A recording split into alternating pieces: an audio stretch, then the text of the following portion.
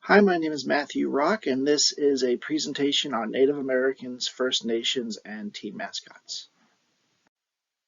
So a little bit of background, a study in 2014 showed that a little over 2,000 out of over 47,000 team nicknames in the United States were associated with Native Americans. A large portion of these teams involved educational institutions, so high schools and colleges. 92% of those nicknames were actually at high schools, which constitutes 8.2% of high schools having a Native American nickname. So while it might not be on a national level like a professional team, there's still a large amount of high schools that have Native American nicknames. Why is this an issue? Well, bottom line, research shows Native American nicknames and mascots are harmful to the psychological well-being of Native American youth. These are the kids in these high schools and colleges with these nicknames and mascots. In addition, they've experienced various forms of injustice in these schools, including racial slurs, stereotyping, and others. So talking about barriers to intercultural communication, what we're actually looking at is the two different groups in this side of this issue, those that believe that Native American mascots are harmful to the Native American population, while the other group that thinks they are not, they're actually honoring their tradition. They use polls to justify themselves one way or the other.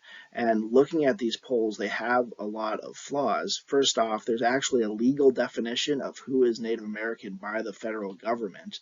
So there's a large percentage of the population that can claim to be Native American that actually aren't recognized by the federal government due to this legal definition. There's also federal government suppression. How Native American mascots are portrayed in the media is also an issue and can vary based on these polls and other issues as well. So some solutions to this issue.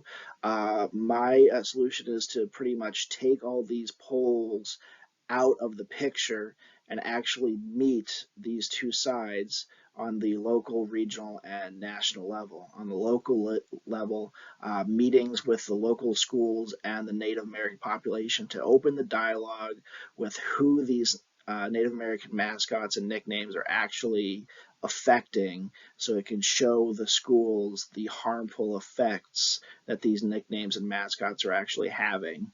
On the regional level, meetings with the colleges and the community that this is affecting, and on the national level, having panel discussions about harm that mascots cause.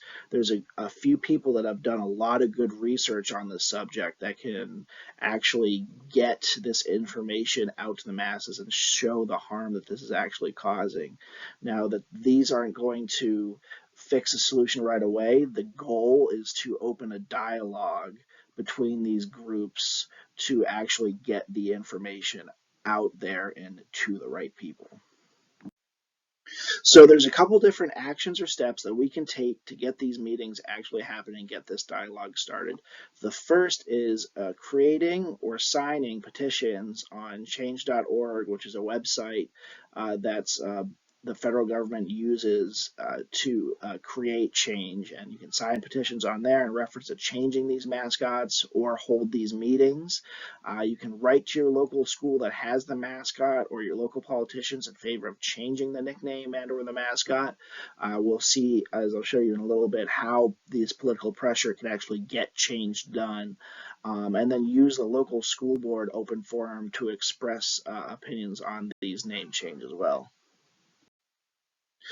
Two case studies on the national level that actually showed a positive direction as far as changing their names of their nicknames and mascots are two professional teams. The first one is the Major League Baseball team in Cleveland that had a longer conversation with their Native American community, and it took some time and a lot of dialogue between these parties that actually ended up.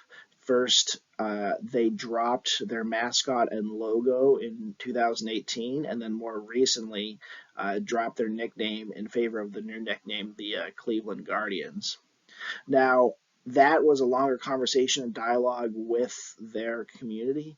a different type of name change happened in the National Football League with the Washington, D.C. team.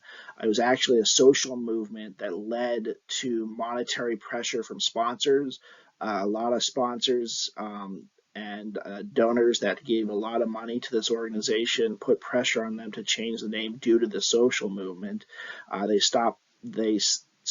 threatened to stop doing business if the name was not changed. And this financial and political pressure led to the organization dropping their nickname and mascot, and now they are called the Washington Commanders. And these are the references. If you have any questions, please let me know. Thank you very much for your time. I really appreciate it.